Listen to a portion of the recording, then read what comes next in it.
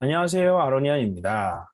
영화에서 폴카 도트맨의 매력이 엄청났는데요. 비극적인 성장을 멋지게 보여주었기 때문입니다. 대체 그가 무슨 사연으로 벨리브 감옥에 수감되었던 것인지 궁금해질 정도로 저는 완전히 폴며들었는데요. 영화는 스타랩에서 일하는 어머니가 자식들을 슈퍼히어로로 만들고 싶어 하는 바람에 에브너 크릴이 실험을 당했고, 그래서 일종의 차원간 바이러스에 항상 노출된 상태로 그의 괴상한 초능력을 설명했습니다. 그래서 그는 하얀 코스튬 위에 드러날 수밖에 없는 형형색색의 반점들을 에너지 볼처럼 사용할 수 있었습니다. 그는 거의 늘 주변 사람들을 어머니로 생각하고 어머니를 증오하는 마음을 지켜왔습니다. 블러드스포트는 이를 이용해 그가 임무에서 본분을 다할 수 있도록 만들었는데요. 그가 나 이제 슈퍼히어로야 라고 외쳤을 때 속으로 저는 이제 죽겠다 싶었는데, 정말 죽었을 때 정말 만감이 교차했습니다. 정말 멋진 캐릭터라고 생각이 드는 것이, 원작에서 폴카 도트맨은 완전히 개그 캐릭터 그 자체이기 때문입니다.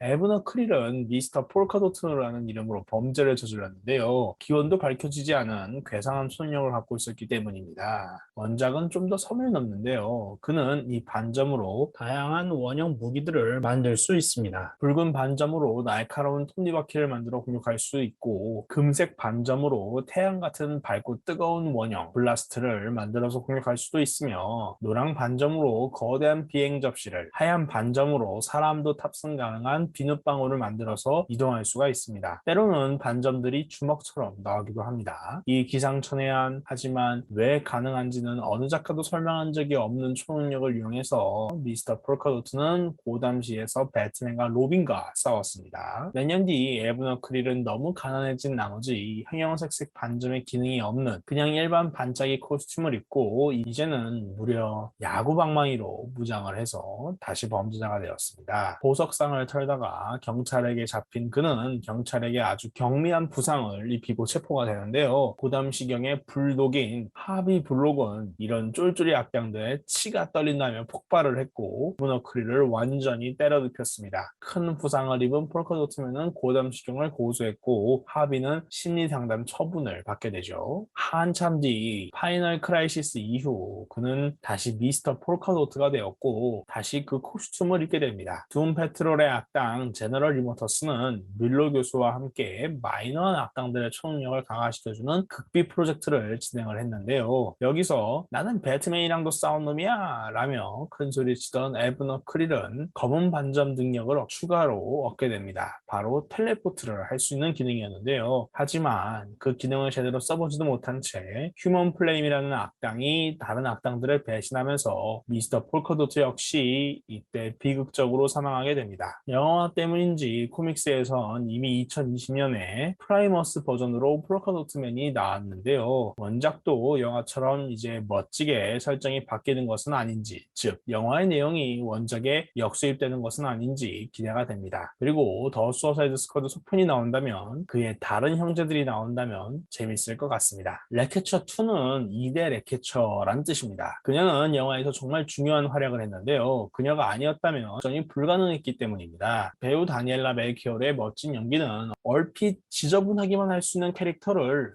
멋지게 구현하는 데 큰 역할을 했는데요. 참고로 그녀는 스파이더맨 뉴 유니버스의 포르투갈 더빙판에서 스파이더 그웬 역이었다고 합니다. 다만 흥미로운 것은 이런 멋진 묘사는 순전히 영화 오리지널이라는 것입니다. 원작에서 레케처는 있어도 레케처2는 없습니다. 당연히 세바스찬도 없죠. 제임스 건 감독은 원작의 마이너한 B급 빌런 레케처를 그의 사단이라고 불러도 좋을 배우 겸 감독 타이카 와이티티를 캐스팅했고, 그의 딸 역할에 다니엘라 멜키오르를 캐스팅해서 레케처2를 대를 잇는 캐릭터로 설정을 했습니다. 그 덕분에 영화의 감정선이 좀 더 강조되는 효과가 있었죠. 제임스 건 감독은 영화의 감정선의 핵심이 레케처2라고 밝힌 바 있는데요. 그게 정말 사실이었습니다. 일대 레케처와의 부녀 관계도 멋졌지만 블러드스포트와 레케처2 사이에 유사 부녀 관계도 감미로웠기 때문입니다. 레케처2가 영화에서 멋지게 구현된 만큼 원작으로 설정이 역수입이 될 것으로 보이는데요. 영화에서도 그녀가 끝까지 살아남은 만큼 후속편에서 수어사이드 스쿼드 멤버로 나오는 것은 아닌지 기대가 됩니다. 원작에서 1대 레케처는 오티스 플래네건으로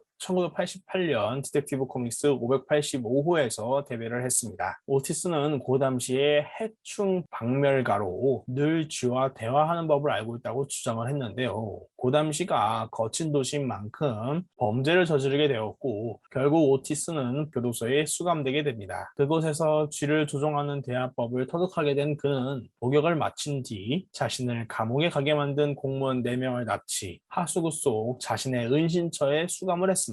따로 아예 감옥을 만든 것이죠. 이후 그는 쥐를 조정해서 이들을 5년간 수감한 채로 고문을 했습니다. 그러는 동안 해충 박멸가로서 알고 있던 다양한 화학품으로 독가스를 만들고 스스로 방독면을 착용한 뒤 레케처로 각성하게 됩니다. 고문받던 이들 중 하나가 탈옥하고 레케처는 수많은 쥐들을 보내 그 탈옥한 죄수를 죽이는데요. 그 시체를 발견한 배트맨이 쥐들을 찾아서 하수구로 들어오면서 레케처와 싸우게 됩니다. 아무리 쥐를 조종한다고 해도 배트맨을 이길 수는 없는 법이죠. 오티스는 결국 체포되고 맙니다. 이후 감옥에서 쥐를 조종할 수 있는 특이한 주파수를 내는 플루트를 만들게 되고 그는 가석방 심리기간에 탈옥하게 됩니다. 그는 이번만큼은 쥐를 확실히 조종할 수 있기 때문에 배트맨을 제대로 패배시키려고 했으나 그의 미래는 결국 수감일 뿐이었죠. 먼 훗날 인피니트 크라이시스라는 이벤트에서 그는 노숙자들과 같이 지냈는데요. 갑자기 경찰이 나타나 오티스를 체포하려고 합니다. 이를 지켜본 한 노숙자는 자기 친구를 건드리지 말라며 경찰관을 막는데요. 그 경찰관이 그 노숙자를 한 대 밀치면서 상황이 급변합니다. 사실 그 노숙자는 숨어있던 오막이었던 것이죠. 그리고 때마침 그때가 오막이 활성화되던 시기였고요. 오막은 초인들을 제거하기 위해 만들어진 나노로봇 파워슈트였습니다. 경찰관이 가한 폭력은 때마침 작동하고 있던 오막을 작동시키는 버튼이 되었고 해당 오막은 레케처를 감마 레벨의 위험으로 분류를 한 뒤에 레케처를 죽였습니다. 그렇게 레케처의 이야기가 끝이 나게 되죠. DCEU에서 레케처2는 클레오 카조로 아버지 1대 레케처에게서 쥐를 다루고 친해지는 법, 무엇보다도 쥐를 사랑하는 방법을 배웠습니다. 또한 1대 레케처가 천재로서 직접 개발한 것으로 보이는 쥐 조종 장치를 다루는 법도 알게 되었죠. 불이 켜지면 그곳으로 쥐들이 몰리면서 사용자의 의지대로 움직이는 것처럼 묘사가 됩니다.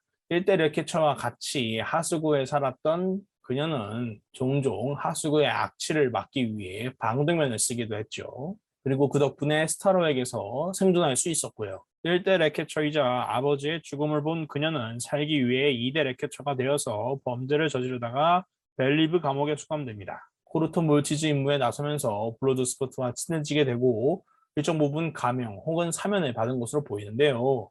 쥐를 사랑하는 방법을 알기 때문인지 그녀는 차별과 편견 없이 모두에게, 나나우에게도 친절했습니다. 블러드스포트와 레케처2의 유사 부녀 관계가 이후 시리즈에서도 계속 나올 수 있을 것인지 기대가 됩니다.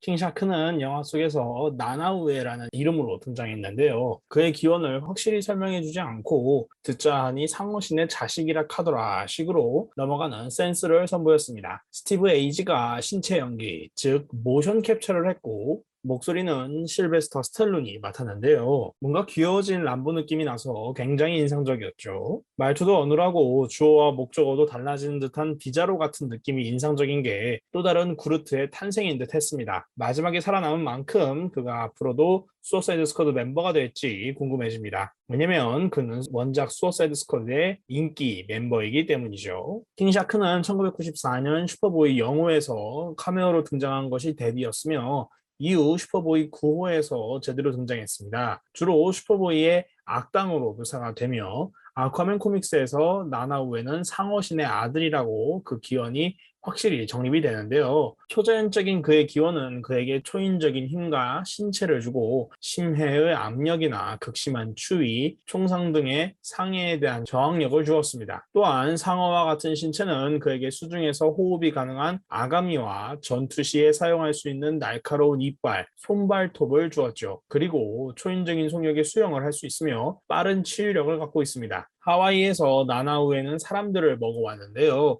실리콘 드래곤스라는 태평양을 무대로 하는 범죄 조직이 하와이에 슈퍼보이가 나타나자 평소 그들의 모토인 눈에는 눈, 이에는 이에 따라 그만큼 강력한 악당을 찾았고 킹샤크를 이용하고자 했습니다. 하지만 실리콘 드래곤스에 관심이 없던 킹샤크는 이들을 죽였고 슈퍼보이는 이들의 죽음을 조사하다가 킹샤크와 싸우게 되었습니다. 이후 슈퍼보이가 데드샷, 캡틴 부메랑, 너가웃으로 구성된 수어사이드 스쿼드에 합류해서 실리콘 드래곤스를 막기로 했을 때 킹샤크는 강제로 이들을 도왔는데요. 상황이 혼란스럽게 진행되자 탈출하고자 일부러 멤버 중 하나인 너가웃을 도발해서 자신의 벨트를 터지게 만들었고 그 폭발 속에서 사라졌습니다. 이후 킹샤크는 수인들이 사는 특이한 차원 와일드 렌즈에서 슈퍼보이와 붙었는데요. 아주 강렬한 전투 끝에 마치 죽은 것처럼 묘사가 되지만 정작 그의 시체는 발견되지 않은 것으로 나와서 이후의 행방을 기대하게 만들었습니다. 이후 슈퍼맨의 정체를 알아낸 사이킥 능력자 맨체스터 블랙이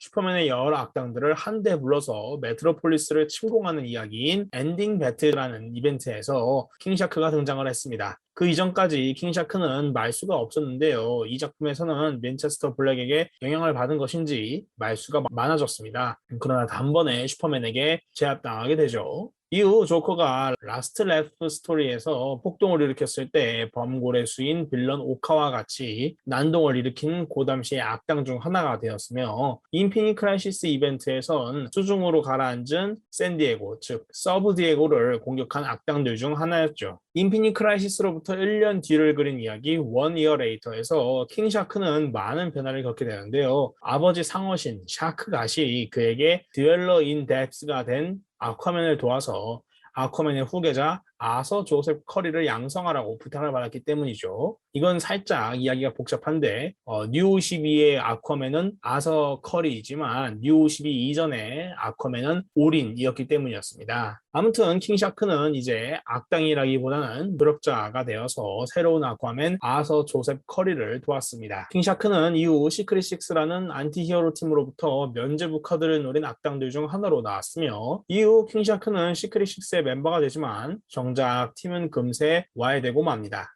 2011년부터의 DC 유니버스 체제인 뉴 52에서 킹샤크는 리부트 되었는데요. 가장 큰 변화는 그의 디자인이 일반적인 상어 수인에서 귀상어 수인으로 바뀌었다는 것입니다. 그는 하와이의 상어신인 카모의 아들인데요. 아만다 월러가 카모를 체포했을 때 그의 아들 나나우에도 같이 체포한 것으로 나옵니다. 나나우에가 카모보다 훨씬 더 컨트롤하기 쉽다고 생각을 했던 것이죠. 아만다 월러는 실험실에서 나나우에를 고문하고 실험하면서 수어사이드 스쿼드 멤버로 성장시켰습니다. 수어사이드 스쿼드의 멤버로서 그리프터, 레저렉션 맨, 버즈 오브 프레이 등과 엮였던 그는 포에버 이블 이벤트에선 크라임 신디케이트가 스카우트한 악당들 중에 하나였습니다. DC 리버스 체제가 시작이 되고 킹샤크는 전 세계 해양을 무대로 일루미나티처럼 활동하는 비밀 조직 네모에 들어가고자 했습니다. 킹샤크는 알카트라즈를 공격해서 수감자들을 상어 돌연변이로 바꿔서 네모에게 군대처럼 갖다 바치려고 했는데요. 그러자 샌프란시스코를 배경으로 활동하는 틴 타이탄즈가 이를 발견해서 킹샤크를 맡게 됩니다. 얼마 지나지 않아서 킹샤크를 마코비아라는 가상의 국가의 어느 장군이 아군 장성을 죽였다고 거짓으로 고발을 했는데요. 군 수뇌부의 다른 장군은 킹샤크가 무죄라는 걸 믿고 원더우먼에게 연락을 합니다. 진실의 올가미가 킹샤크의 무죄를 밝혀주자 원더우먼은 아쿠아맨에게 킹샤크를 넘기죠. 아쿠아맨은 킹샤크에게 아틀란티스에서 새로운 생활을 시작하라고 그 터전을 제공해줍니다. 그러나 정작 킹샤크는 아틀란티스에 가서 범죄 조직을 양성했는데요. 그 와중에 코름라스라고 하는 아쿠아맨의 악당이 쿠데타를 일으켜서 혼란을 일으키자 나나우에는 다른 아틀란티스 범죄 조직을 치면서 세력을 확장했습니다. 아쿠아맨이 킹샤크의 조직에게 협조할 것을 요청하자 결국 아쿠아맨을 도와서 왕위를 복원시켰습니다. 영화에서 킹샤크는 평소엔 귀엽지만 위험할 때는 한없이 잔인한 인물로 묘사가 되었는데요. 원래는 뉴 52처럼 귀상어 디자인으로 나올 뻔했으나 제임스 건이 직접 실험해보고 너무 괴리감이 크고 장면을 깬다는 판단 하에 뉴 52 이전의 일반적인 상어 디자인으로 바꿨다고 합니다. 원래는 데이비드 에이어 감독의 수어사이드 스쿼드에도 킬러 크록 대신에 킹샤크가 나올 뻔했는데요. 하지만 CG 비용이 너무 많이 들 것을 걱정해서 결국 킬러 크록으로 교체를 했다고 하죠. 팬들은 차라리 제임스 건의 손에서 색다르게 나온 킹샤크의 등장에 환호할 것으로 보입니다. 물론 원작과는 살짝 다르긴 하지만 애니메이션 시리즈 할리퀸의 모습과 유사하니 원작으로 이런 모습이 역수입되는 것은 아닌가 하는 생각도 드네요. 마지막에 살아남은 만큼 속편에서도 킹샤크를 볼 수 있는 것인지 기대가 됩니다.